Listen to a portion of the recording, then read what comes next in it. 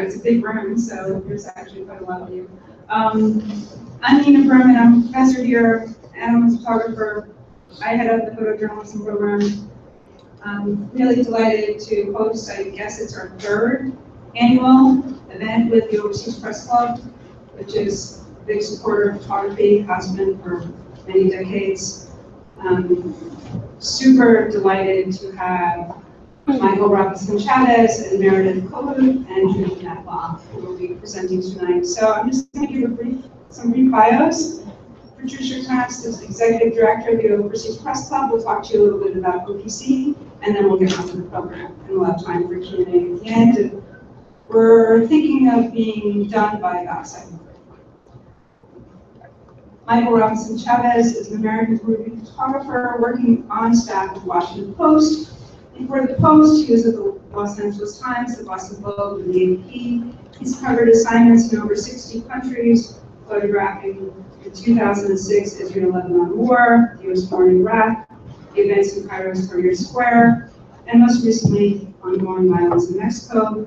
He's a two-time winner of the Robert F. Kennedy Award for Photojournalism. His work has been exhibited widely at photography festivals in France, Australia, Peru, and at the Corcoran Museum and the Latimer Museum in the U.S.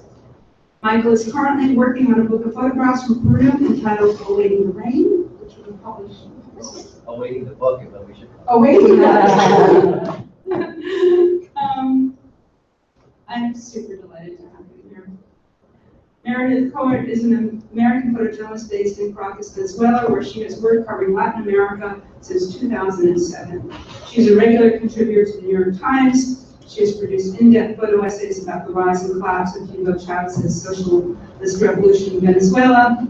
She's worked on stories on the drug trade in Bolivia, gang violence in El Salvador, and refugee and migration issues across Central America.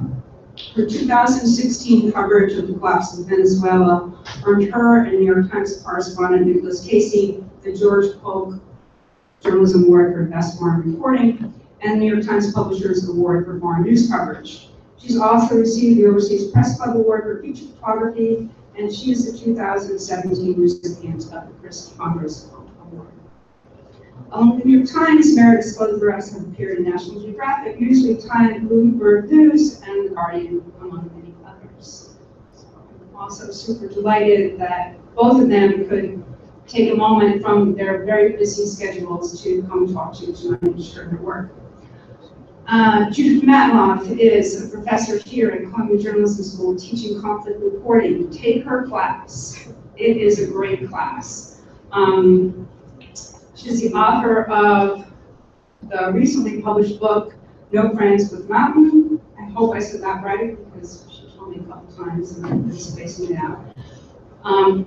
She'll tell you more about her work later in the program. And now I'd like to pass it over to Patricia Knax, Executive Director of OPC.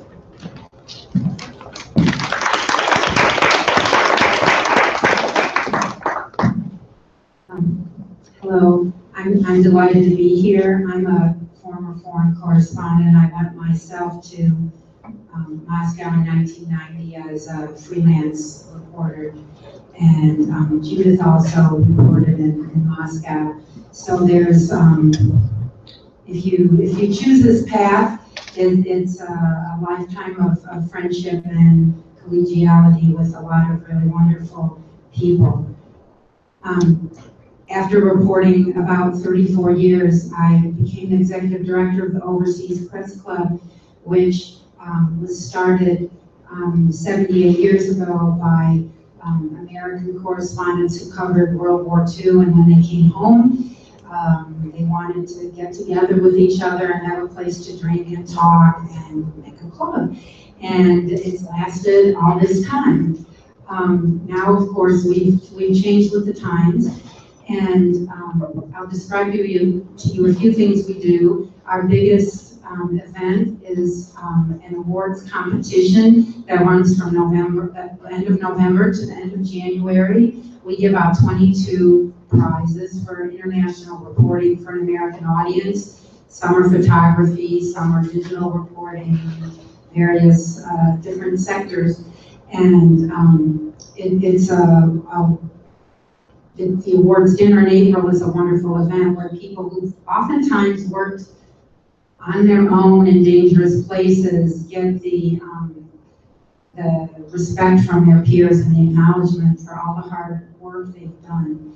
And one thing that would be of interest to most of you is we have a sister organization called the Overseas Press Foundation, which gives scholarships to graduating journalism students.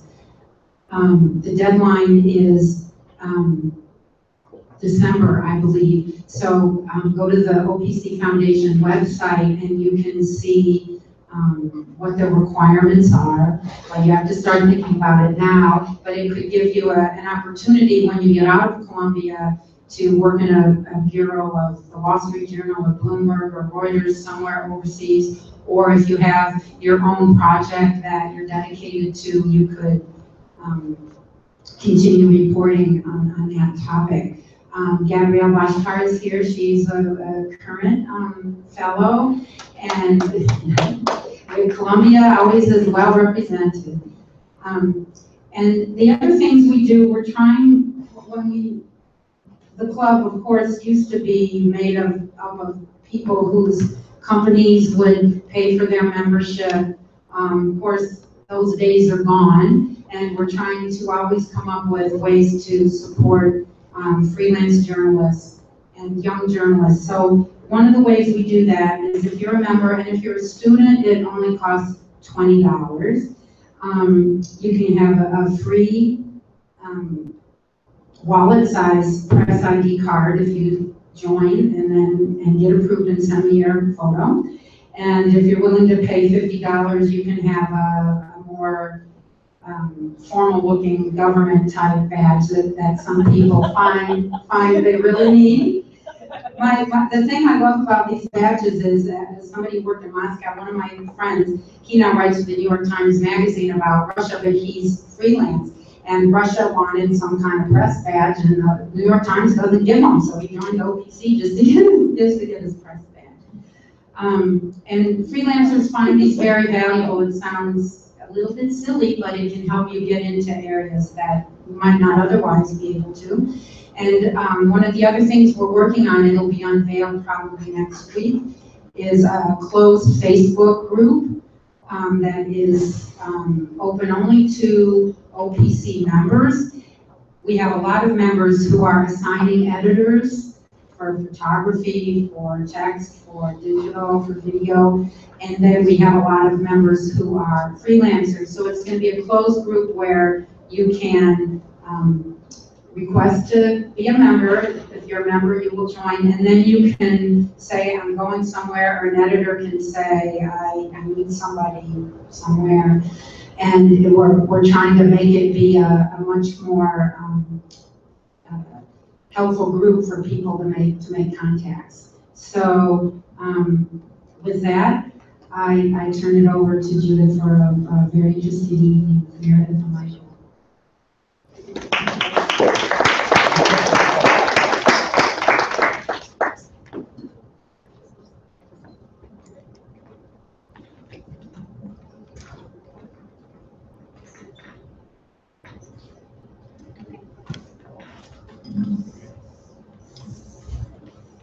Thank you everybody for coming. When I was asked to moderate this panel, I began to reflect on my old age because I began my career in 1979 reporting in Mexico and then reporting throughout Latin America. And when you think about how the terrain has changed so much and the current challenges that these two photographers and other journalists face, it's really quite dramatic. When I started out in the late 70s, probably the most problematic thing that we faced, we faced a very, very clear reporting terrain. There were civil wars in Central America at that time, or there were guerrilla wars, but you knew pretty much there were guerrillas, or the revolutionaries, and then there was the government. It was very, very clear cut, and then we had military dictatorships, quite a lot of them, in Argentina, Brazil, Chile, and you knew who you were dealing with, and the terrain was very, very clear, and you knew how to operate in those areas. Now it's all changed. There's so many different actors, organized crime, thugs, narcos, large cartels, small gangs, and it's very, very hard sometimes to know who you're dealing with. You're also dealing with severely corrupt governments that differ oftentimes within a region. And these two photographers working, I think, are one of the two most challenging terrains in world reporting overall. In Venezuela, as Mary will tell you, it's a vastly changing situation where basically every type of harassment that could occur of a journalist occurs. There's detention, there's assaults from various different parties, there's theft of equipment, there's beatings, and then there's the attendant dangers that come with covering protests, which is tear gas. Again, beatings. What cannons do you get that as well? I mean, quite a few bullets. Then you go to Mexico, which is an area I still work in quite a lot. I do safety training there, and it's just a bloody mess. I mean, over the past 20 years, 95 journalists have been murdered, and practically none of the murderers have been brought to justice, have been held accountable. And 5 of those murders occurred this year, so far this year. And it's likely we'll see more this year. And the situation has gotten so severe that dozens and dozens, if not hundreds of journalists just can't do the reporting that they'd like to do on organized crime, on the narcos, or on government-linked corruption. So I'm very much looking forward to hearing about how you navigate these situations, for which you're very brave. So, so first we'll start, both Michael and Meredith will do a presentation of their photographs and they can tell you. Then we'll follow up with a brief discussion and then we'll open it up to questions to the audience. So over to Michael. I've been volunteered to go first, so.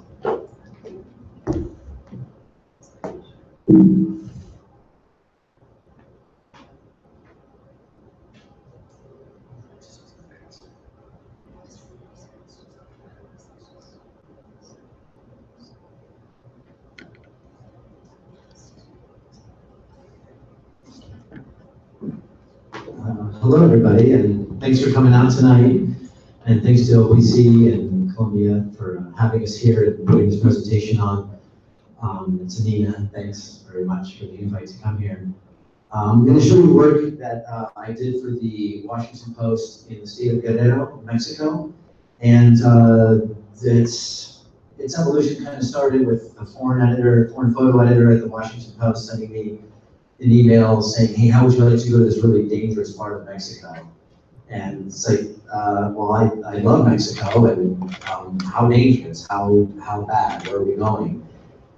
So we talked about it further, and to go a little deeper is that Mexico is a place that's been very dear to me for a long time. I grew up in Southern California, in Ventura County, and would constantly be going down to Baja to go surfing and camping and that kind of thing. So Mexico was always a big part of growing up. And I just deeply fell in love with the country. It's very easy to do. It's like a continent. It offers so much. The people are amazing. The rituals, the mysticism, the food, the art, the culture, the list is endless of why Mexico is such a fantastic place. And it's been really tough over the past 15 years or so to watch it completely unravel and descend into the violent, semi-failed state that we are seeing right now. So Guerrero has become perhaps the most violent state in a country that is already extremely violent. And unlike some of the other states like Sinaloa and Tamaulipas, where maybe 1 or 2 cartels had sway, Guerrero is sort of a hodgepodge of small gangs and cartels and 20 guys hanging out in the neighborhood that are killing the guys in the other neighborhood. So it's much more chaotic, and drugs are only part of the game. It has a lot to do with extortion, kidnapping. They're kidnapping their neighbors to get 1,000 pesos. I mean, it's absurd to where it's gotten. So the pictures I'm showing here, can you guys see that okay? Yeah. Can we dim the lights just a little bit so it's not totally washed out? So this was in Guerrero, in an area called Tierra Caliente, which is begins at Iguala and then moves east along to Altamirano. And it's a very dangerous stretch of road, and that's what this story was about. It's an opium highway. Opium has taken over. Mexico is the leading supplier of heroin in the United States now, and we wanted to explore what was going on along this heroin highway, as it were.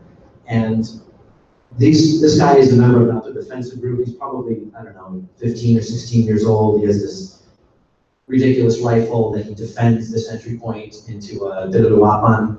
And we hung out with these other defensive guys, and we kind of went in just to kind of talk about how we got to this place. I made sure before embarking on this assignment to do my due diligence, along with the reporter Joshua Partlow, who's a great correspondent, and he's based in Mexico City for us, for the Washington Post. And a graduate of the J School. Hey, there you go, plug, I like that. So with Josh, he went down a week ahead of time to kind of suss things out, because there was no way I was going to go into the zone on a fishing expedition and hope that we would run into people like, hey, are you willing to talk to us, or can I make pictures in this opium field? And I mean, you just can't do that there. So I wanted to make sure you had good local contacts. I have very good friends that live in Mexico City. I talked to them about certain areas. When was the last time we were there? Local journalists who are really running the majority of the risks in Mexico.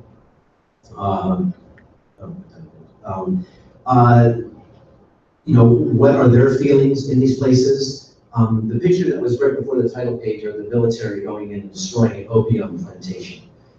So we had extraordinarily good luck. And when you go on these assignments, a lot of it is luck and good fortune. Because when we got back to Mexico City, we told people where we had been. A lot of the locals were just like, boy, you're really stupid. I'm like, what are you doing there? And we just really kind of didn't realize in some places that it was really that dangerous. And when you work in a lot of conflict zones, your threat, threat radar, for lack of a better term, you can kind of have a feeling of when things are getting a little dangerous because the lines are more clear cut. So, but in this case, you just don't know. You just think you're in any average town, and there are no clear-cut front line. There's no war going on that you can see, so it's much harder to gauge. But with the military, Josh had put in for that operation months prior, and I was only down there for a couple of weeks. And it just so happened while we were there, the military called him up and said, "Hey, we're going to go eradicate opium fields. You want to go?" And we were just very fortunate that we were able to go do that. This again is with the Alto Defensas. This is on a road that goes to a small town that's dominated by a guy named Tequilero, because he just is drunk on tequila 24 hours a day. He leads a band of 50 sociopaths. That's decapitations, murder, kidnapping, extortion, you name it. These guys do all of that. They're really, really nasty, and we would not go further down the road. They just said, I'm not with, if you guys want to go ahead, but you're on your own. This man right here has been kidnapped twice.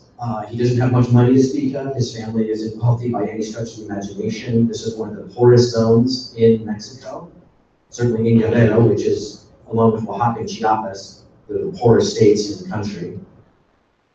So he had been kidnapped twice, and this is him with his family, and he was recounting some of what he went through. Kidnapped for 7 days at one point, beaten quite a bit by Tequilero's guys, and then they were made to sleep in his cave, and really nasty. That's at his house out in front. It's a really, really poor place. That dog was on its last legs. This is in Acapulco, which was another story that I had pitched. So Josh had pitched this one about this heroin highway, and I said, well, let's dive deeper on the story. Let's take it further about what's happening in Guerrero and how it's being ripped apart and how they're just operating with complete impunity. There's no recourse whatsoever. There's no law, there's no one, you leave the Malecon, the Costero, they call it in Acapulco, and go 2 blocks inland from the hotels, and it's lawless. You are on your own. No one's going to investigate any crimes. No one's going to come to your assistance. The only time the police and the military go into these neighborhoods, called colonias, which are very reminiscent of favelas in Rio, the only time they go in there are to extract dead bodies. That's the only time they're in there. They're looking at a crime scene here. They're using Dixie cups to mark where the bullets are. this crime will never be solved. This was a homicide, young man was shot to death on the street. People just walking through the crime scene, it borders on the absurd. And so those were the two chapters we worked on so far. We're going to be going down and doing some more just to really, because you want to get deeper on a story like this. You just don't want to go down there and say, oh, look, Mexico's a really violent place, because that's already been said before. The really great hook on the Tierra Caliente story was the fact that it was producing all the opium, and it was starting to produce really high-grade opium and heroin, which was coming to the United States. And fentanyl is going in there in large quantities from China. This is actually the family of the man that was killed in that street scene you saw earlier. And this is Acapulco. I mean, Acapulco was the place, you know, and it was this Tony resort town, John Wayne, all these celebrities used to go down there, and now it is a complete nightmare. But that being said, you can get an oceanfront room for like $90 a night. It's pretty good. I wouldn't recommend it. But you can see geographically, it really reminded me of Rio. It's hilly, forested, very tropical, and the colonies are empty. People have just abandoned them. They have left and gone to anywhere but there. And Acapulco is the third most dangerous city in the world. So it's in really, really bad shape. It's been like this for over a decade now. It's been going on. It's just getting worse and worse. So this is the coroner's office going into one of these colonias. They found this body buried in the floor, a home there, dismembered, decapitated. And so they're bringing it out. And I mean, if anything ever comes of this, no one believes anything will come of it. So in terms of working in a place like Acapulco, I called a photographer I knew down there, and he is a local photographer. He's been doing this for years. And he knows Acapulco inside and out, and he agreed to help us. And so he's what you call a fixer, someone on the ground, someone local that can kind of help you get into these places. I'm not just going to wander aimlessly into these colonias. So he helped us out, took us to a lot of these places, you know, and there was something, he was very subdued about a lot of it, but I'd ask him, like, hey, can we go into this neighborhood? And he'd say, claro, you know, vamos, let's go into the neighborhood, that's not a problem. You know, you can get a good overall picture of the city from here, I've been there. And then we'd be there for a little while, and then he'd be like, you know, we probably should go. And I say, oh, it's not okay here. He's like, no, it's super dangerous, we shouldn't be here. And I was like, but I think you gotta be really upfront and clear with me on some of this stuff. And for him, he's been kidnapped and held at gunpoint and beaten. It's like, it goes with the job there. And it wasn't until later that every other photographer I met there thought he was out of his mind. So, you know, they keep going to places that they would never go into. For us, for a week, that was okay, but, you know, for long term, it's more difficult. This gentleman here is a taxi driver. The rate of their homicides exceeds that of a war zone, in that they're targeted because they're considered halcones, kind of like the watchdogs of the neighborhood. So if a rival gang comes in, they want to kill all of them so they don't tell them that they're coming. So they just come in and kill all the taxi drivers that they're going to see. That's kind of how they operate. This was just this extraordinary sculpture of Lázaro Cárdenas on this road. Practically no one in Mexico knew it even existed because no one knows here. A crazy Italian artist spent 3 years creating this thing on the side of the road, and no one even knows it's there. Acapulco, kind of harkening back to its glory days as a resort. It was tough going to work there. When you're thinking about a lot of these places, it's not only the circumstances of access, danger, but weather. I mean, it feels like it's 103 degrees with humidity there, and your energy levels are just zapped. I mean, it's really hard to keep your energy up and keep going. This scene right here was a festival for this patron saint in this colonia of Acapulco. This is directly next door to where they pulled that body out on the same day. So this is going on while they're excavating the body next door. Because I heard this loud cumbia music. I said, well, what's that about? And I ended up going into this party and hanging out with these people for a while, making photographs while they pulled the body out next door. And that's the dichotomy of Caracas and Mexico. Autodefensa posts. The autodefensa guys were pretty good for us to hang out with them for a few days. But you never know with them. I mean, they could have a foot in the cartel, a foot as like, oh, we're helping the community, but you really don't know. Army patrol going out looking for the opium. And this is one of the opium fields. They go up and they burn it. So they cut it down, they burn the opium plants, they have a radio, and they can hear the narcos on it complaining. They're burning our field, those jerks and blah, blah, blah, and they're, bantering over the radio. But in fact, when they burn it and it returns to the soil, they were joking about how the crop will be so much richer the next year because the nutrients going into the soil. And it's absurd, the operations that they're doing. I mean, it absolutely has no impact whatsoever. I mean, the war on drugs, we know it's absurd. It's like trying to stop the weather, so you can't do it.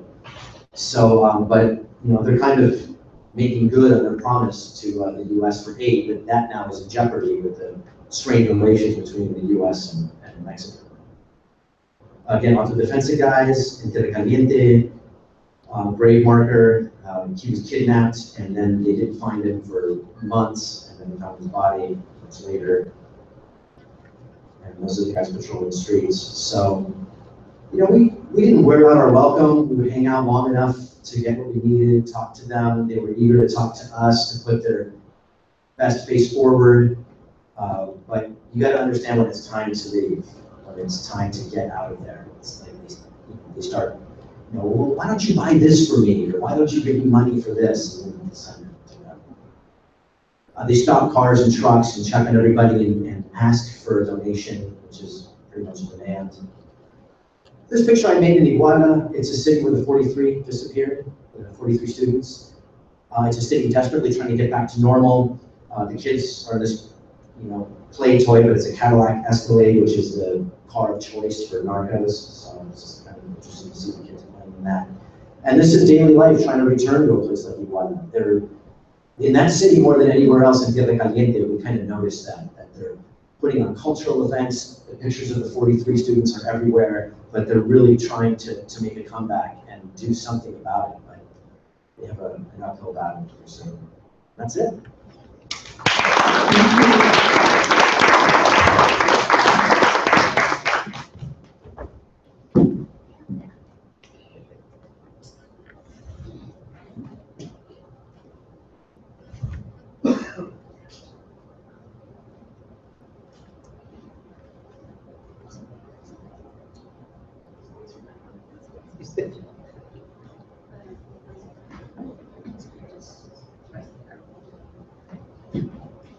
Hey guys, so I'm Meredith. I'm a freelance photojournalist and live in Venezuela, in South America.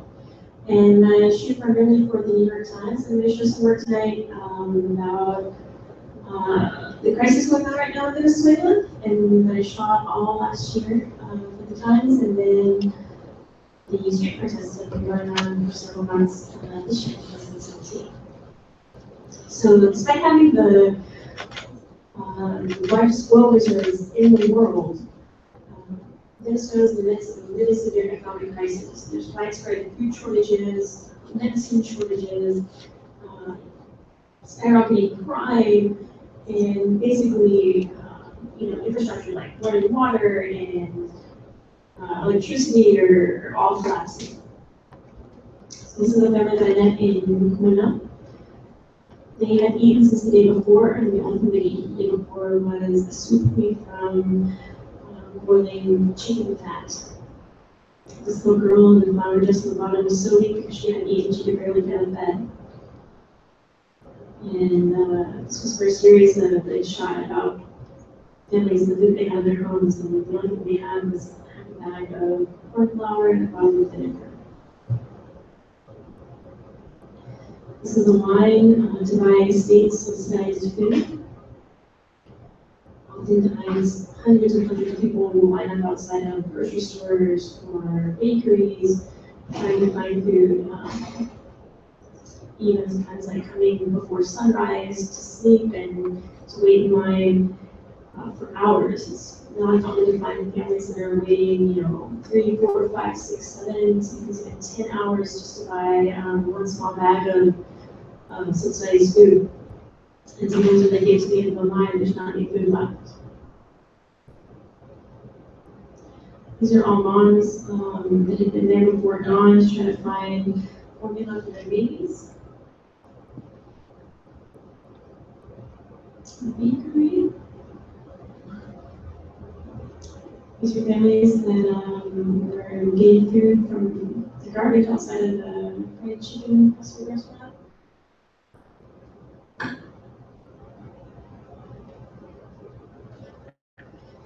This is a hospital in Barcelona. This man had been stabbed several times in the abdomen. And when he arrived at the hospital, the doctors didn't have what they needed to do a chest scan to be able to operate on him. And so basically they said, sorry, we can't help you, you need to find your way to a private clinic. And also, our ambulance isn't working, so you're gonna have to find your way, your own ride there too. And he was just laying there, like, leaning out, saying, I'm never gonna be able to do that on my own right now. It's a pharmacy in downtown Caracas. Over 85% of all basic medicines are either impossible to find or very, very difficult to find in Little Spain. This is from El Pampero. It's a psychiatric hospital in Barquisimeto, in Spain. Some of the most vulnerable patients to the medicine shortages are patients with mental health disorders. And this hospital, we did a study feature slideshow for the New York Times on basically what life is like inside there.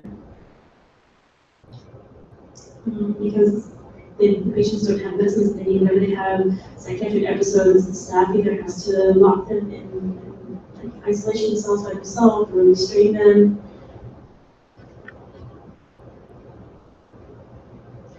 Mrs. Cleo, she was sleeping in her schizophrenic bunkmate, who was unmedicated, had an episode and attacked her in the middle of the night, and beat her severely and bit off her nose and then swallowed it.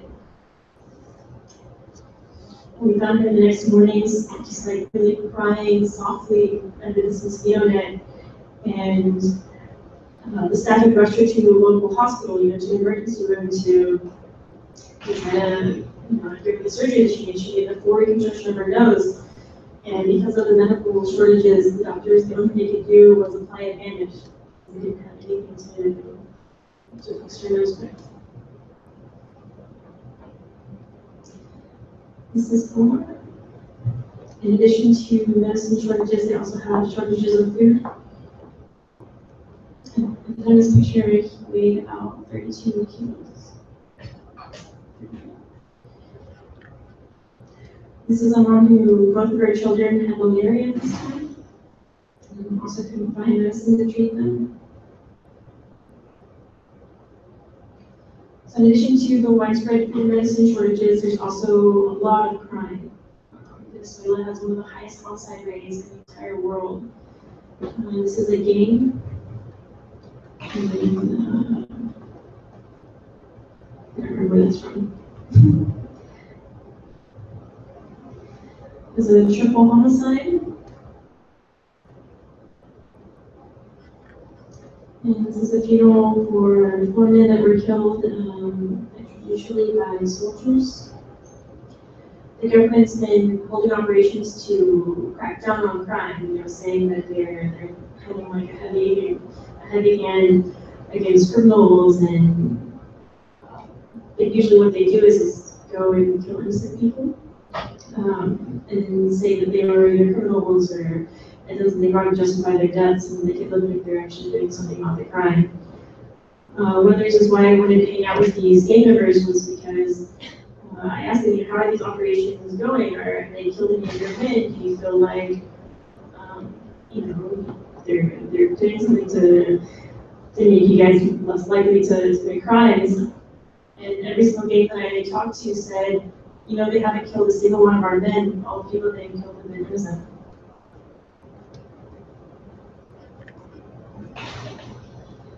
So we're from the same funeral.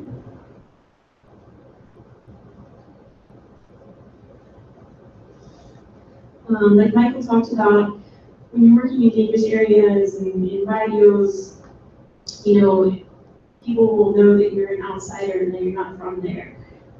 Especially walking around, the camera can be really dangerous. So one of the things that I do whenever I'm working in gang territories is to always go straight to the leaders of the gang. They're pretty easy to find. There's usually scouts in the area. You just say like, hey, I'm a journalist. Can I go say, hey, you know, talk to your leader essentially. And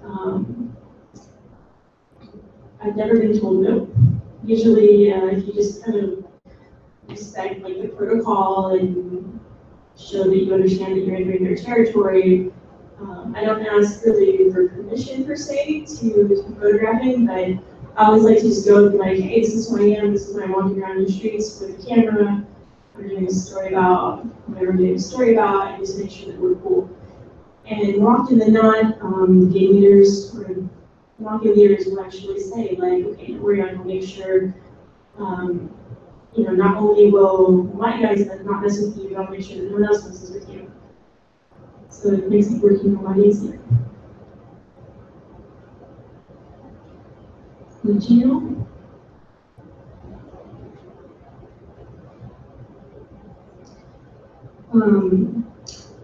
So because of the food shortages and, you know, everyone's getting really, tensions really rising, there's been a lot of looting and a lot of riots. This is a grocery store the day after a big riot in Bogota. They just get completely destroyed. This detail, I really, really love it because I went to a grocery store in Caracas after it had been looted, and there was not a single box or a single bottle of anything. Literally, they had taken everything from the shelves, but there were these 2 bolivar bills all over the floor. And for me, it's just like such a perfect example of the economic crisis, you know, all covered in mud and stomped on. Whenever I asked a worker at the grocery store, they didn't, you know, they took everything off the shelves, but why is there money all over the floor? And the guy just looked at me and was like, because it's worthless.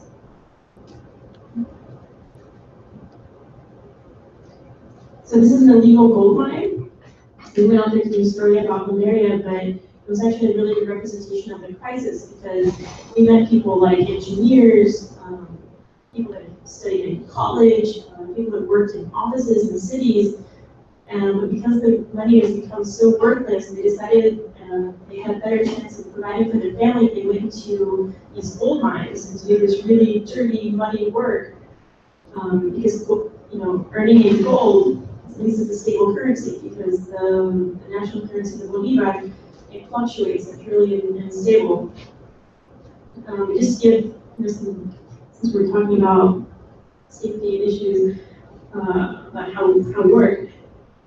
This was also an area covered, controlled by mafias, right? So even to go in and do a story about malaria, we had to do the same thing like working in the slums. Basically go up to, you know, find the mafia leaders, sit down with them, and negotiate access so we could be in this gold mine. And we did that. And everything was okay, but they didn't pass the message down to all of the, I guess, like the foot soldiers. And shortly after I took this photograph, I climbed out of the mine, which was several stories high, and there were about 15 guys with guns, and they had our fixer, you know, surrounded. They were shouting, basically telling him, like, you guys are journalists, what are you doing here? Why do you have cameras? And they were really, really upset. And I guess I wanted to tell this story because it just shows like why you always need to make sure that you have permission and that, you know, not necessarily from the police, but even from the mafias before you go somewhere, because when that happened, I mean, they were trying to take our cameras, saying that they were going to detain us, trying to take us away, and we were able to, you know, calm them down, basically just by saying, like, of course we wouldn't be here without permission. You know, I'm sorry, there's just a miscommunication, and you just need to call your leader. And as soon as they did that, everything was okay, we let us go.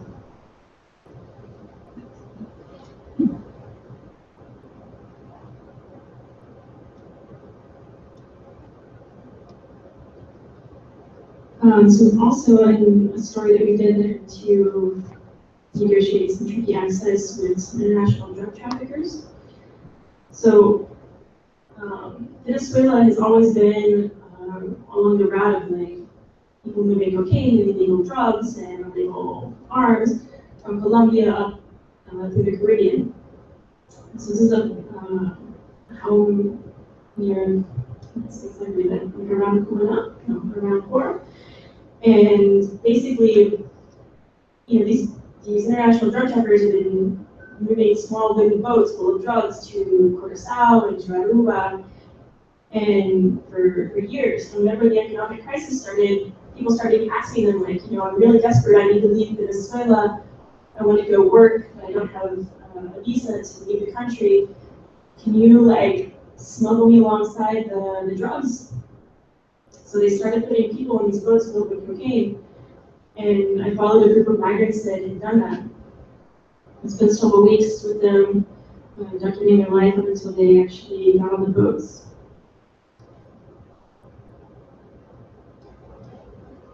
Basically, the same type of thing.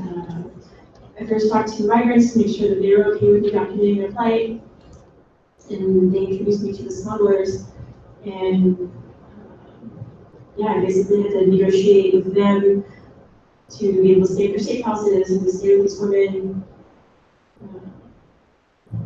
to be able to document people desperate to leave the country.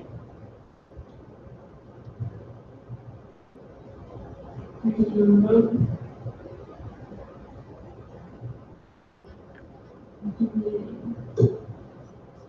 Unfortunately, they got caught by the Coast Guard in Curacao, and then they were put in jail because there was cocaine with them. So because things are so bad, because there's no medicine, because there's no food, because of rising crime, people are really upset and trying to take to the streets. This year there were over 100 massive protests in not only Caracas, the capital, but throughout Venezuela. This is one of the big mega marches in Caracas. And the way that they usually start out is thousands and thousands of people will peacefully protest like this. There's some students.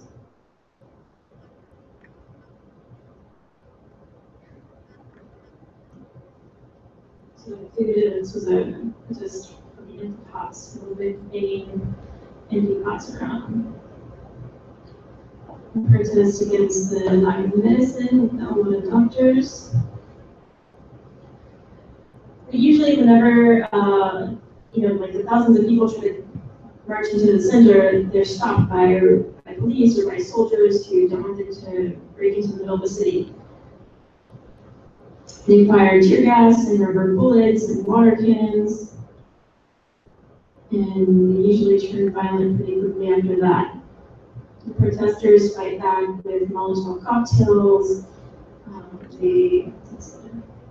Molotov cocktail hitting soldiers, shooting rubber bullets.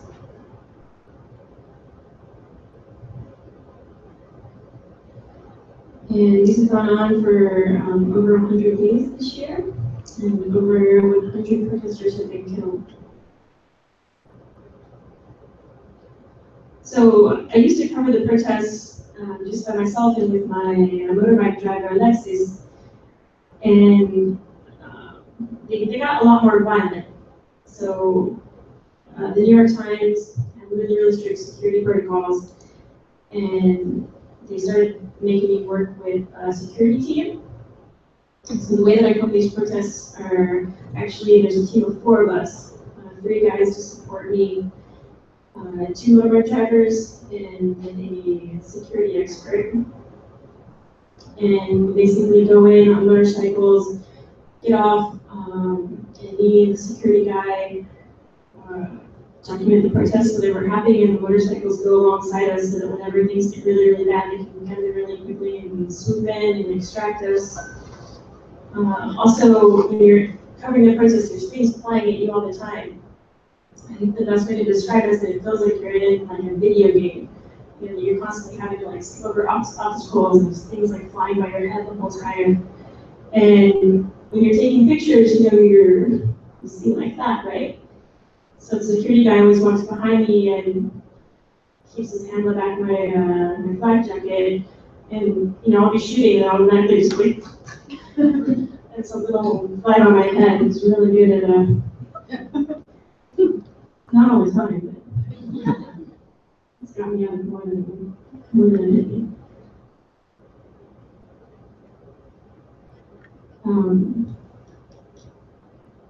The highway. Unfortunately, both sides have really bad aim, and the press usually are in the middle. So, you know, the police are firing rubber bullets and the water cannons and the tear gas. The protesters are throwing jars full of paint or human excrement or Molotov cocktails or rocks. And every member of the press in Venezuela has been pelted by pretty much all of it several times. Most everyone, we wear the same clothes every day. It's just, they're covered with paint and all the stuff they throw at us.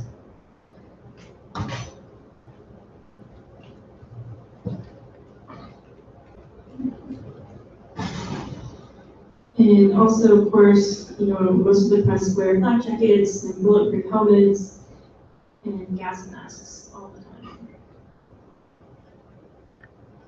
To be able to take a photograph like this, you really have to have a gas mask on, or else you won't be able to see or breathe.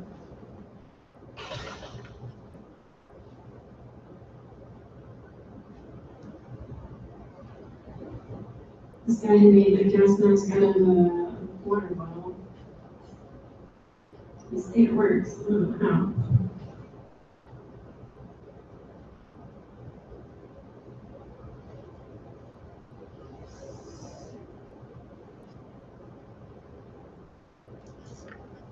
Slingshots.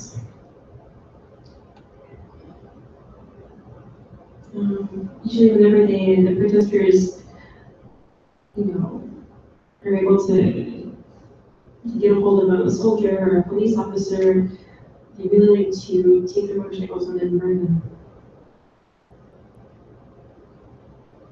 A couple weeks ago, they burned several police officers' motorcycles.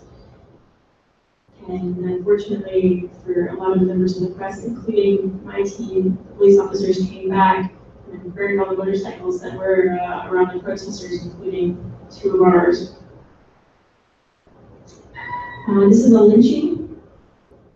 This man was accused of stealing during a protest, and the protesters surrounded him and beat him, stabbed him, and lit him on fire.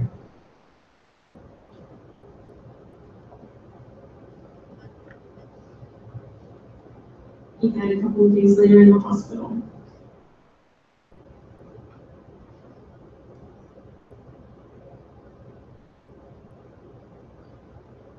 Running from the police. And this woman that had never come by tear gas. This woman had seizures after being heavily tear gassed.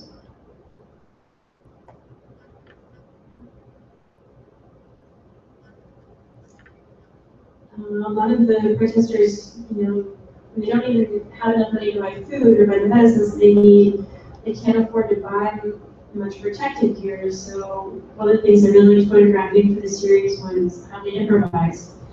And it's an example of some body armor they made out of carpet.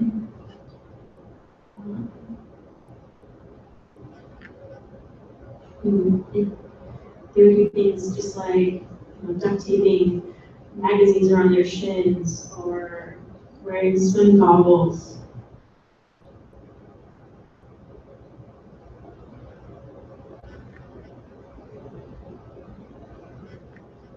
And these shields are all homemade as well. And you can have anything out of anything from like wood or from cut up water barrels.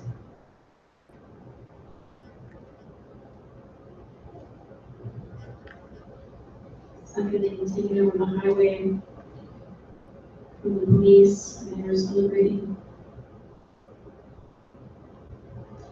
They also really like to hijack big trucks so that they can block the highway and then often set them on fire as well.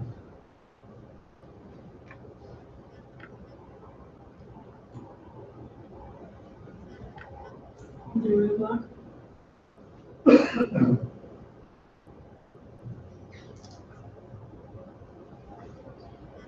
covering the protesters is hard because you have to cover both sides. So some days we'll be shooting with the protesters, other days we'll be shooting with the soldiers or the police officers.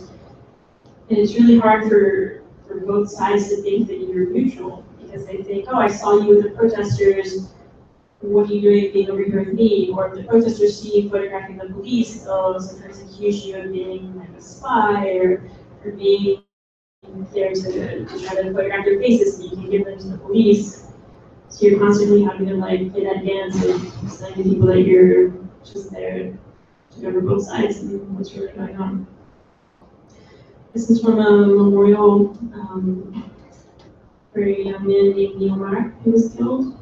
Right there where the candles are where exactly where he was killed. Candles all around the blood stain. A couple hours after he was killed.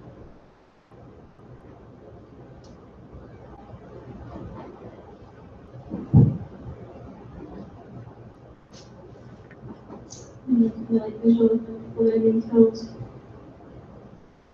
And that's it.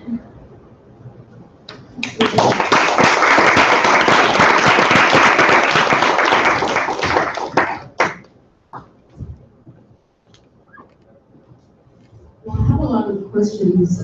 First of all, you both obviously do a lot of due diligence, and now that you're covering the protests, you have the benefit or maybe weight of the security team.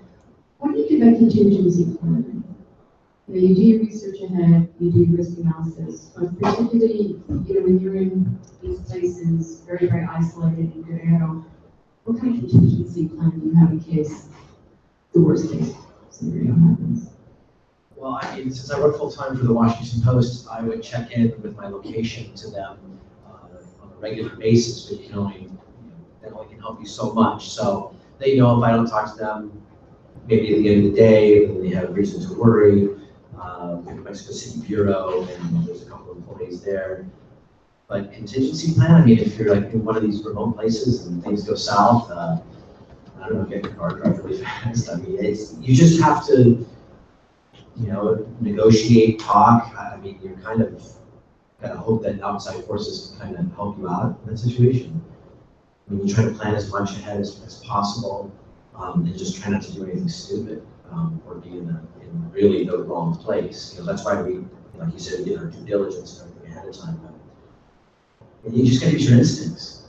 Right. And do you change hotels while you're on, like, let's say you're in a place for a week, would you change where you stay? Yeah, you kind of change your routine a little bit. I don't know, it depends. I mean, we'd have to be pretty freaked out if we thought, oh, we gotta change the hotel every single night. Oftentimes you go to these towns and there's only one place to stay. Yeah. So you don't have too many options. But on a lot of stories like this, you don't tend to stay in one place for that long. It's different than, there's a dear friend of mine, Kirsten Luce, and she did a story in northern Mexico for National Geographic, and they kept telling her, oh, it's a geographic assignment, so you can spend all kinds of time there. She's like, no, you don't understand. The longer I spend here, the more dangerous it is. I don't want another 10 days in this place. I need to get in and get out. So it's a different set of circumstances. More often than not, we're hounding our editors like, I need more time, I need more time. But in a lot of these places, you just want to get it and work as hard as you can and then go and then maybe come back later.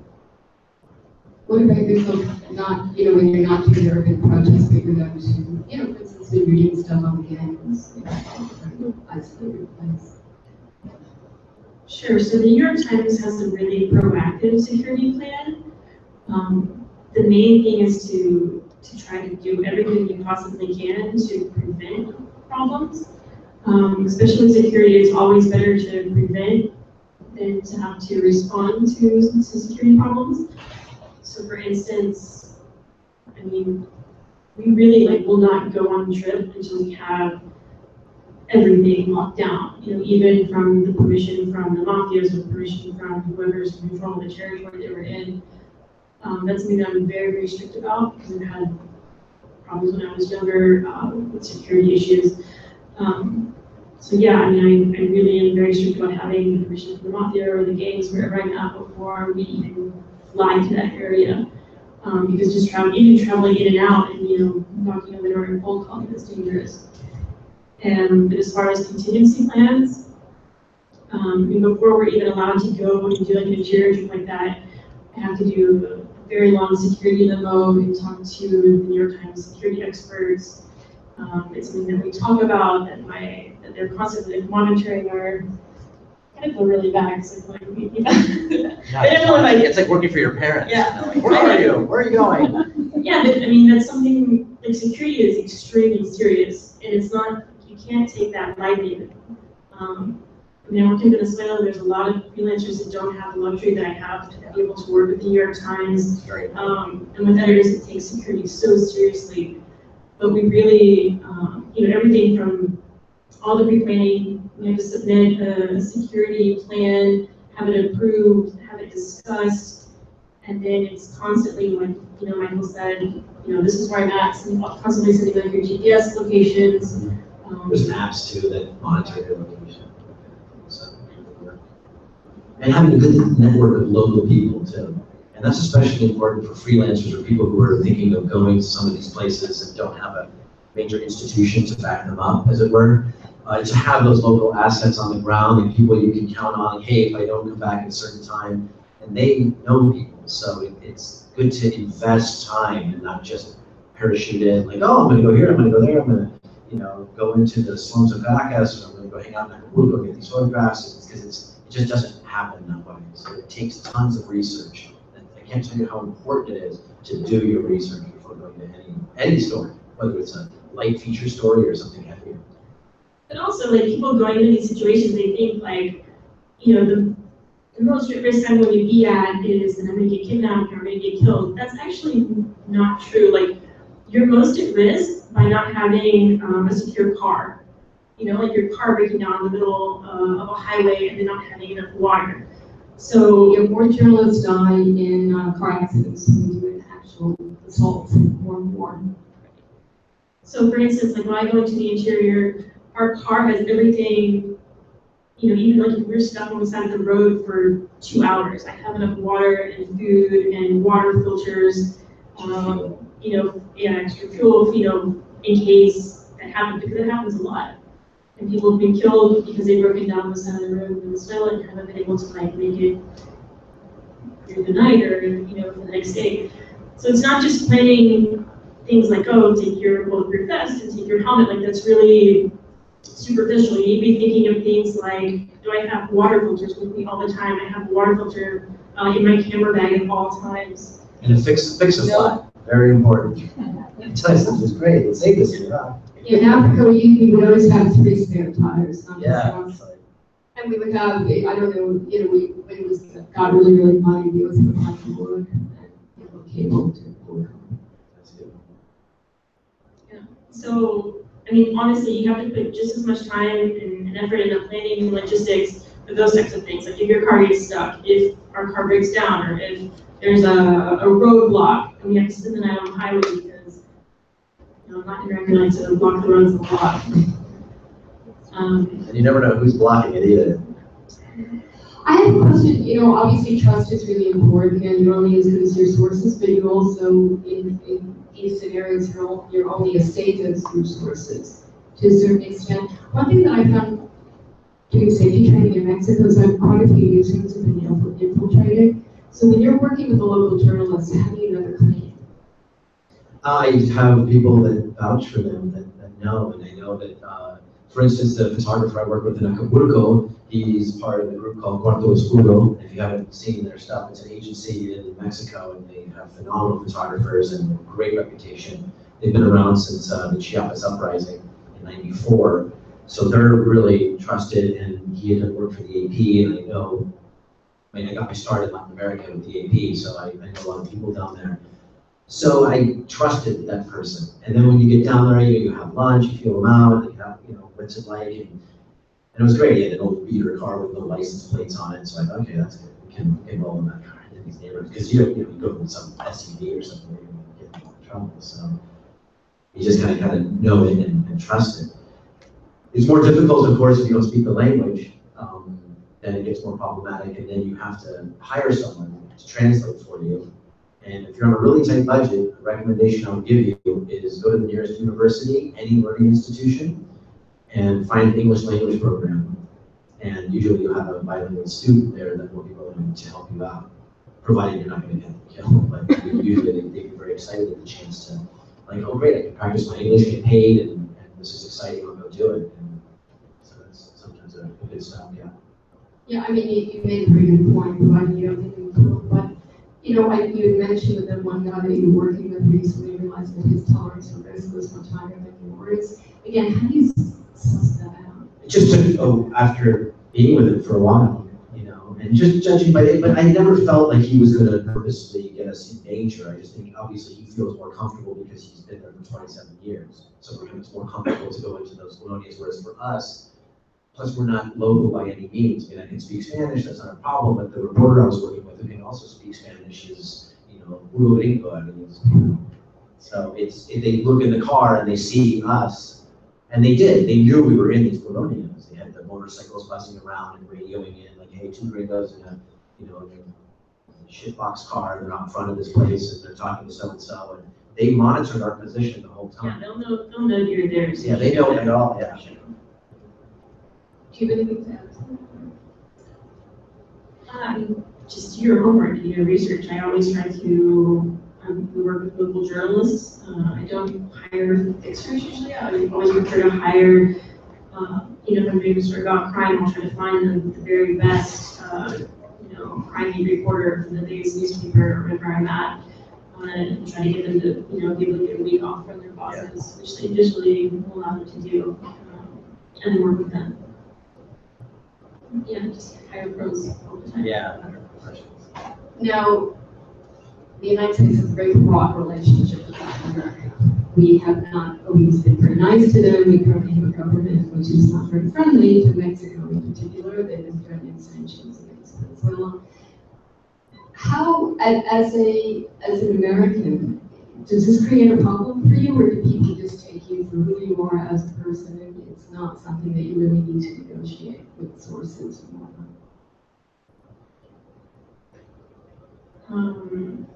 I mean, for me, being an American in Venezuela, everyone asks me that a lot. But really, when I'm in industries in Venezuela, no one cares. I've been to anti-American rallies. You know, obviously been American, and people ask me where I'm from, and they'll be there like, you know, chanting things against the U.S. But when I say like, hey, I'm from the States, nice to meet you, and they'll just be like, hey, let's have a beer, or, you know, like, they're really friendly. So I mean, I think it's a lot of more like government rhetoric. I don't find that Venezuelans actually like, have a problem with me because I'm American. You know, it's kind of like an abstract idea that maybe they don't support American politics, but it's not something they really carry out, you know, against American, right? I think just based on how many, when you're in a place like Mexico, how many people loathe their own government, they know to separate people in politics. And certainly in Mexico, that's the case. I mean, usually the question is like, what's up with Trump? What's the deal? Yeah, exactly. So, yeah, as the relationship gets worse, I mean, who knows what will happen, but usually there's really not a big problem. I mean, kind of leaving Latin America, I'd be in Gaza at Hamas rallies and burning the Israeli and the American flag, like, you know, the traditional ritual, and shooting AKs off in the air, and hey, where are you from? Oh, I'm from California. Like, oh, my cousin lives in Detroit. You know, it's like, hey, let's talk. You know, wait a second, let me burn this flag first. So it's like, it's not, there's a distinct separation, I think.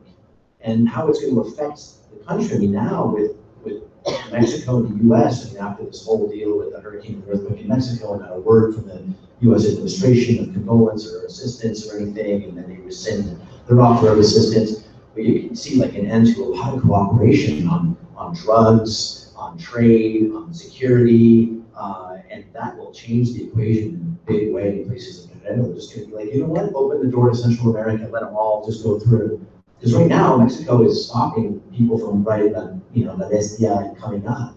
And Mexico might just be like, you know what, we're going to stop doing that. You just go right on through like you used to.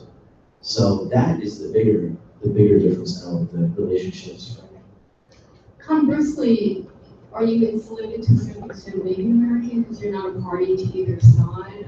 You know, I was thinking when you look at the death toll journalists in Mexico, they're not Americans. I mean, there was one guy that died in a kind of random thing in Oaxaca, but you know, they target Mexicans, narcos and the politicians. They tend to leave Americans alone. Because they live in the towns that these reporters are reporting in. They live in Juarez or in Tampico or Veracruz, which is like the epicenter for this. The Gulf Cartel, they see the person's byline on a daily basis and they're reporting about these crimes and things like that. And it's just like, okay, you can't report about that anymore and we're going to kill you and your entire family. And so that's how they silence these institutions, and they have been very successful doing it. I mean, there's most of these publications, they don't report on any of that stuff. It's just non-existent. As a woman, is it an advantage? Or is it just not an issue? I've definitely been beat up, and they didn't seem to care that I was a woman. But I think being, you know, obviously a foreign woman, if anything, it helps me not because they're afraid to to beat or, you know, arrest a woman. It's more like the machista culture. It's not that they like respect me anymore, but it's that they think so little of me because I'm a woman that I can slip by easier than, you know, maybe Michael could or, you know, some other big early photojournalists. Usually, yeah, I mean, usually I work one of the few female photojournalists working in Caracas, and when the guards will come up and, you know, really hassle the local, you know, photojournalists, then they kind of see me as like, oh, you know, what crime can she do? So it actually works to my advantage. I like that they underestimate me because I'm able to sneak in a lot easier and do my work. Are there any other points that I've missed that you want to raise before I move to? No. Where do you see, I mean, these stories have been changing very, very quickly. The situation is altering as we speak month by month. Where do you see the stories going? I think in Venezuela it's going to get much worse. Every political analyst that we speak to, they say that it's going to get much, much worse before it's going to get any better. I think the government will continue to repress protesters, and the economic situation, the humanitarian crisis will continue to get worse. So, A lot of work to do. Yeah, I mean, Mexico, they're going into an election year for the presidency. So that's going to be pivotal as to what happens. But it's, you know, what can you possibly do when the market in the United States is so rich and powerful and demanding? And you have, I don't want to go to soapbox here, but you have pharmaceutical companies having reached to people addicted to opiates, and then they get addicted to heroin, and the demand is so large that people will never stop. I mean, in Mexico, the government is making tons of money off of this trade. A lot of people, a lot of it's, you know, state government, municipal government are thoroughly corrupt. So, I mean, the only way to stop it is you have to stop the demand. And until that happens, Mexico is going to be plagued by this. And now, the worst part is that it's not just about the drugs anymore. Now it's just extortion and kidnapping and human trafficking. Human trafficking is you know, a huge moneymaker for these cartels. They're diversifying their portfolios, you know, like business speak. And it's really scary. And I just don't know if the government has the appetite or the wherewithal to really try to hit it head on. I mean, Calderon tried to do it, and the country paid a terrible price, and now we're right back at the same homicide levels. So I just don't know. I don't know what's going to happen. And then, as you pointed out, there's less support from the U.S., or there's huge economic pressure. Well, yeah, you have to turn it general, like, let's get the war on drugs going back again, and minimum sentences, all the things we know that have failed, they want to bring those back, and, you know, let's redo NAFTA and all this kind of stuff. I just don't know what that's going to do to benefit either us or Mexico. Oh, very gentle. Yeah, exactly. Well, you know, do people line up, or do you just point to people what? They can come here. Oh, okay. So,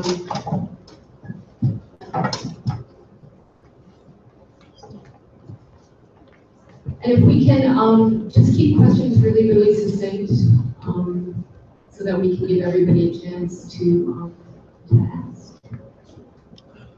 This question is for Michael. I'm just wondering, why did you choose to take your photos in black and white? I like black and white a lot. I've always really enjoyed it, but for Mexico, I did for a couple of reasons. The area we went to, Tierra Caliente, it was the height of the dry season, and it just looks like Cormac McCarthy land, just devoid of color, devoid of life, dry, brittle. And so for me, and it was just, it felt very melancholy. And for me, I saw it in shades of gray. I didn't see it in color at all when I was shooting it. And my editor, we talked about it. He says, yeah, just think in black and white. I'm like, well, that's what I'm doing. And we hadn't run a black and white story in 2 years in the post. And so we came back and we had to convince Marty Barron to run the story in black and white. But he was down with it. We got 2 stories in black and white. But that's why it was a black and white story. Acapulco lends itself more to color. I saw color when I was there, but we wanted to keep it consistent, and it still worked really well. So. You're shooting, you said you're gonna go back. Yeah, well, I'm not gonna say too much because the enemy's in the room right now, so. No, I'm gonna keep going back. Yeah, we're gonna keep doing stuff down there. Yeah, no, there's no way I'd mix it up now. I mean, now for this year, I'm definitely following through in black and white, for sure. Hi, I want to ask the same question to both of you. Do you have one particular memory where it kind of marks your on-assignment filming experience? What is it?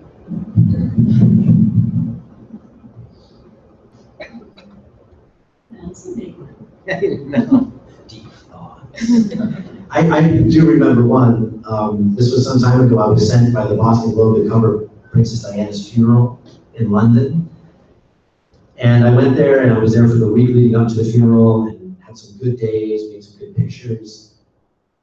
Life magazine, for those of you who remember Life magazine, they ran 1 full page, and I thought, like, oh man, I'm killing it here. This is great. And then the day of the funeral came, and I totally messed up, and didn't get a single picture in the paper. Was worked mercilessly over when I got back home. They just used wires for the whole thing, and I was like, what the hell happened? And so that was a tremendous learning experience for me, just being on the assignment, being in the assignment, being ahead of the story, being knowing where to be, where to go, and just concentration. So yeah, that was kind of like messing up and like vowing never to let that happen again. So I'll have to let the editors decide that.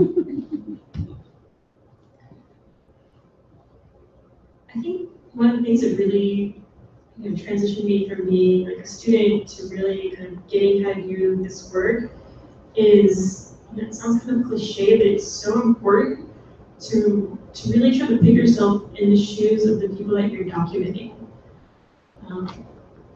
So often we're with people on the very worst day of their lives. So especially like when I'm at a funeral, I really try to think of a family and be like, what if this was my sister or my father, and there was some photographer here, taking pictures of me weeping. I always try to really have that presence and carry myself and photograph in a way that just shows the utmost respect and really shows compassion and respect for the situation and the day that they're having.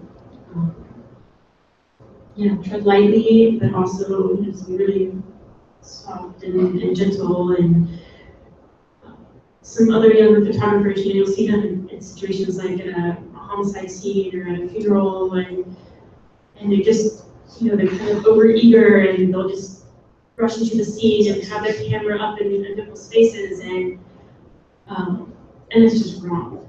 And also, when you do move slowly and with compassion, people just forget that you're there, and that's when you really get those really heartfelt, human, raw, emotion feeling, photographs that I think are really strong photographs, right? And to be fair, like in Acapulco, I made a point of photographing a lot of the moments of daily life that were going on, because the city is totally messed up and dangerous, but there's also a lot of great moments that are happening. People are enjoying the beach, people are listening to music and going out, in a very small area of the city, but it is happening. So it's important to be fair and accurate in that sense, and definitely to tread lightly, because I've seen some behavior on the part of photographers that just makes me really ashamed sometimes. Can I just ask a related? You'll have the time. How do you decompress? I mean, it's draining to deal with these kind of situations day in, day out, knowing also full well that you can leave and they can't. So how do you, if I can ask that personal question, how do you self-care yourself? How do you decompress after one of these type of, days when you're with somebody on the very worst day? Sure. So I know a lot of photojournalists, they say, like, when I'm in the field, I have to just be so strong and not show any emotions. That's never worked for me.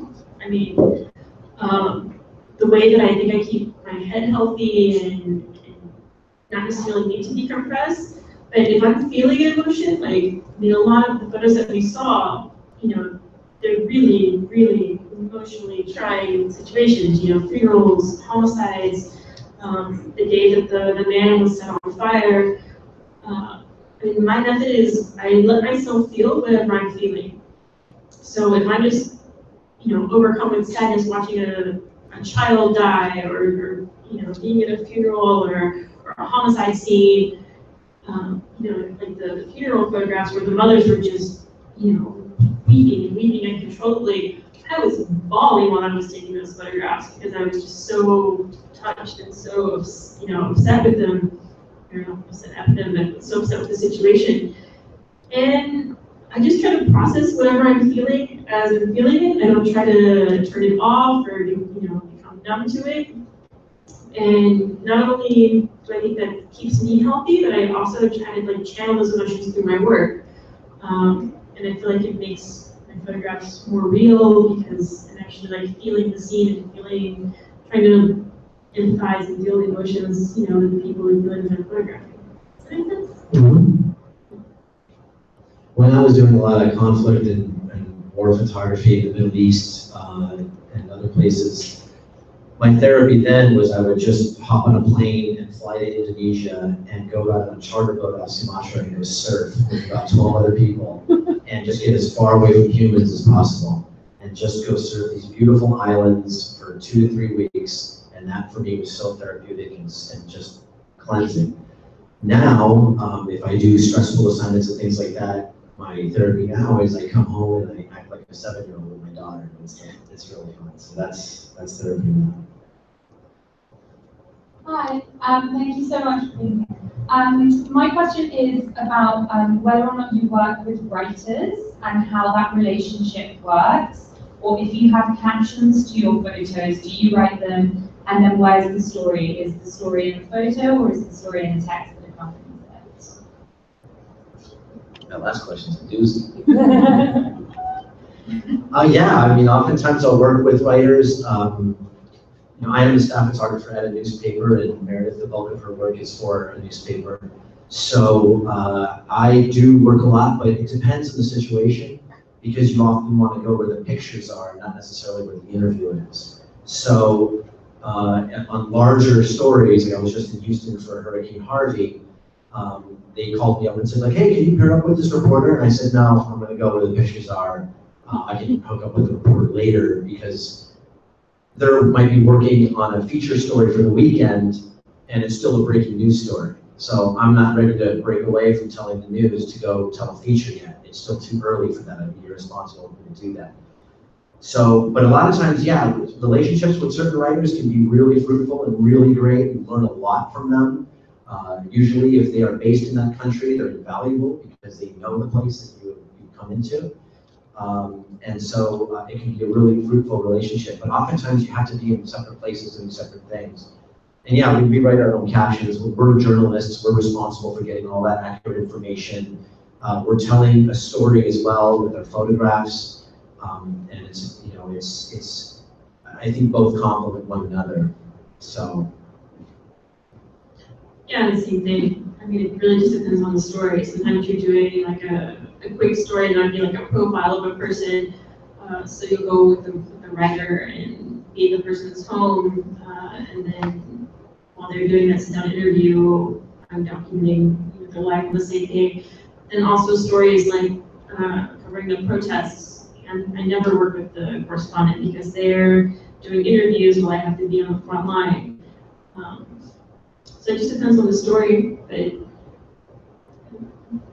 I would just say as a writer, I encourage all of you who are writers to work with photographers. My favorite photographer to work with is sitting right here, Bob Nicholsberg. So I encourage you all to work with him. But if you can't work with Bob, work with other photographers because they see things differently than we do. They move at a different pace. They're more visually oriented, obviously, and it's profoundly, you'll get a lot more depth to your story that way. You'll just see things differently, and your story will be far richer for you. Work with these people if you can too. But definitely, I mean, you guys are students, right? So don't ever think that you can go out and just take the pictures and then the writer will give you all the information that they have. That definitely does not work. Do not do that. That's the end of that relationship. Thank you guys so much. I wanted to ask, what measures are taken, if any, to protect the local journalists and the fixers? And is that something that you have to carve out yourselves individually, or is it something built into the institutions you work with? So at the New York Times, everyone that works on our team is under the exact same security protocol and security plan. When I'm covering the protests, my motorbike drivers, I mean, everyone has the exact same kit that I wear. They all have flak jackets and bulletproof vests. And we also lose the team, so whenever we go into the interior, every single thing that applies to me applies to them as well, which is gotcha. Yeah, the Post is the same. I mean, they are members of the team, as it were, and we've looked after. And we had, I mean, the most dramatic example of that would be in Iraq, where all the people that were helping us out, when it became increasingly dangerous for them and their families, the Post helped facilitate them getting visas, getting them to Sweden, Oman, the United States. We have a dear friend, a fixer, that he worked with us in Baghdad, and now he lives in Arlington, Virginia. So, you know, they do take care of them, and that is really, really important because, like Meredith alluded to earlier, we can leave and they can't. So any of the ramifications that result from the story we worked on, we can leave those, but they stay there, and oftentimes there's vendettas and bitterness and repercussions about these things. So. And also, if you work as a correspondent, if there's ever a newspaper or magazine that isn't willing to take care of your people, I will walk away. Yeah, that's. I mean, if you get me, if you're taking care of me, you're taking care of my entire team, and I mean, that's not even questionable. And that's something, as you know, foreign journalists that have many, many more resources and connections than local journalists have in the countries that we're covering. Like, that's on you to make sure that you have not only yourself but your entire team covered, and that whoever you're working for, even if it's on a freelance basis, you know, that they know what they're responsible for and that you hold them to it. Luckily, we work for big newspapers that already have those protocols in place, but I can definitely see how that might happen with other newspapers. So, you know, you're not only responsible for yourself, you're responsible for your whole team, and also you have to keep that into consideration whenever you're making decisions in the field, right? Because the same thing, you know, we get to leave, but your fixers, your drivers, they have to stay. So you need to be making all of your decisions based on, you know, making sure they're comfortable with those. And I think it's a really, really good point you raised, because by including freelancers in it, you know, before you go on an assignment, if you are a freelancer, which I imagine quite a few of you might be when you graduate, you really shouldn't do these kind of assignments if you don't have the proper resources, both for security and also to look after your staff. I'll give you an example. I was on a freelance assignment for Al Jazeera America, and we were in Guerrero. Remember when those two freak tropical storms hit at the same time? We were there. We were coming down in La Montaña. We were coming down the mountain and helping with rain. We pulled into out and pulled over the waters like, you know, like Houston High. And our photographer's car, our fixer's car was just shot. And Al Jazeera said, well, that's his problem. So the photographer and I, we ate the cost. I mean, a car in Acapulco is not that much, but we had the resources and the will to buy the guy a new car or get it fixed. And that's something you have to budget as a freelance. You can't just leave these people in the lurch because you're not making enough money. It should be part of your risk analysis or whatever you're planning. But that should also be a conversation that you have with your editor before you even take an assignment that's risky like that. Yeah. Hi, thank you so much. So some of the photographs are just like giving me goosebumps. I had two questions. One was to meditate. When you go and like see people, the first photograph where they have had food for 2 days, how do you separate the human part of you and just like what would you do? Leave and just be neutral, or how do you like react, especially since you said you did let your emotions come through? Like we're not supposed, like as journalists, we're not supposed to tell anything or like help them or like provide solutions. That's not the place that we take. Like, so how would you react if they ask for something or like want help? So usually the way that we do that, it's actually you can like go have an interview over lunch or have a coffee with someone. So the way that I usually do it is I will photograph them for as long as I need to. Sometimes that's days, sometimes that's maybe just an hour. And then, usually you'll say, like, why don't we go do the interview part over lunch? Because it's completely ethical to be able to, take someone that you're interviewing out for lunch. That's the way that we do it. Another question was, how much gear and what gear do you usually take on your assignments? Especially in like a protest where you have to like swoop back and go into your like cars or school. So I am really, I take in a lot of gear to cover anything. Like I said, whenever we go into the interior, our cars are locked, prepped, as if we have to spend 2 days on the side of the road. The same thing whenever we go into covering the protests. We have these really great Patagonia black hole bags that are water resistant because of the water cannons. So basically everyone on my team has one of these backpacks, and it has everything from clip bars and all the water that they'll need for the day, my waterproof camera gear, towels because we just get filthy all day.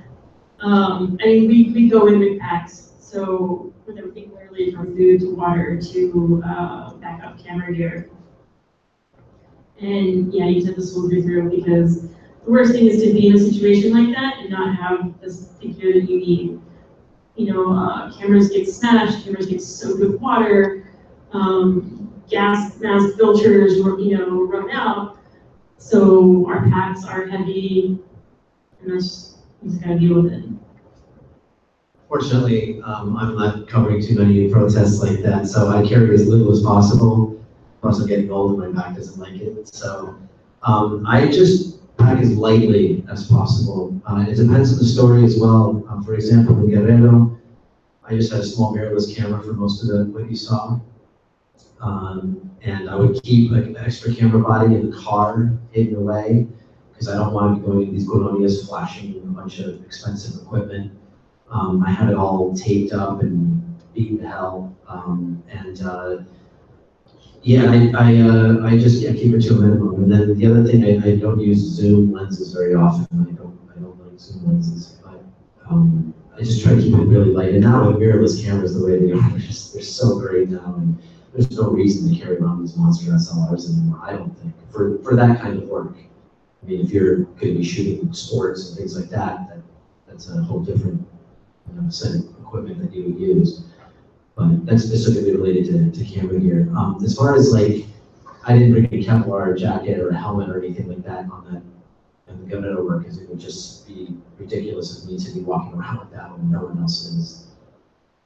So it was just, and I have a old ratty bag that's not even a photo bag, a camera bag, and I just put my stuff in there. Just nothing that screams, photographer.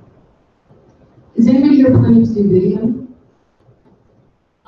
If you go to Fast Movie Demonstration, the protest situations, do not bring a Trump pop.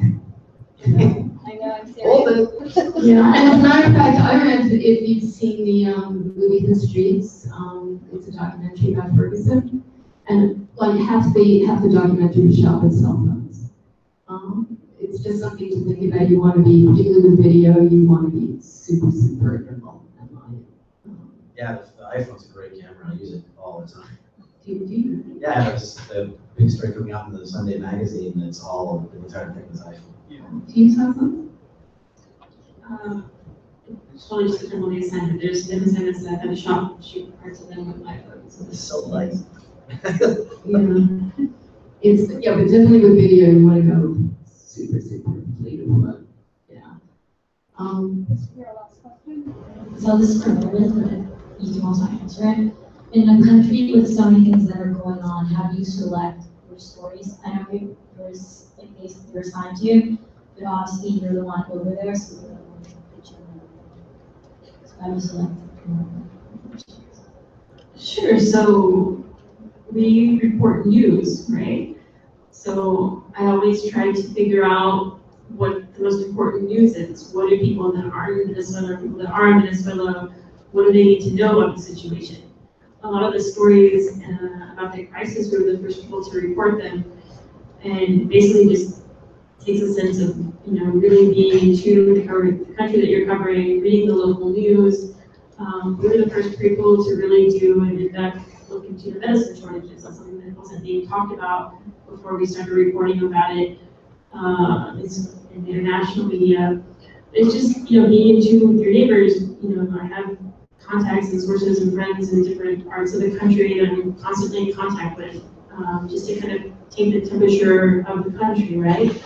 And when a lot of those people started telling me, like, man, I'm having a really hard time finding certain medicine that I need, or man, I took my daughter to the hospital and they didn't even have antibiotics. Like, once people in Venezuela started, I started like picking up on those stories, and I was like, well, we need to do a medicine shortages story. So just being really in tune to what you're covering and figuring out what needs to be told. News.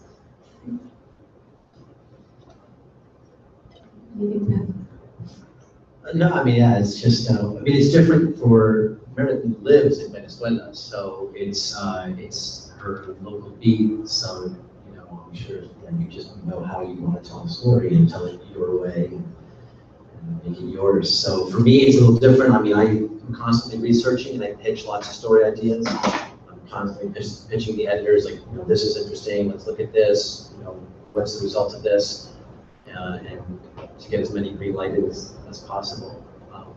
So just curiosity, have it anyway, you're a journalist. So. And also, like, how do you pick stories? I always look for stories that haven't been told before. Because I want to be doing work that adds to the story of Venezuela. I don't want to be doing the same story about people waiting in lines that people were doing for forever. Or, for example, there's dozens of journalists and photographers out covering the street protests, but there are very few actually doing deeper stories about why are people protesting. So that's something that me and my editor David Bruce there at the New York Times really talked about. Of course we need to get to the streets and cover the protests, but even more so, like, dig deeper into these food shortages and medicine shortages and crime, so we can tell the whole story of the street protests, because what's the most important part of the street protests, right? Why are people angry and taking to the streets? Thank you. So please really give a big round of applause.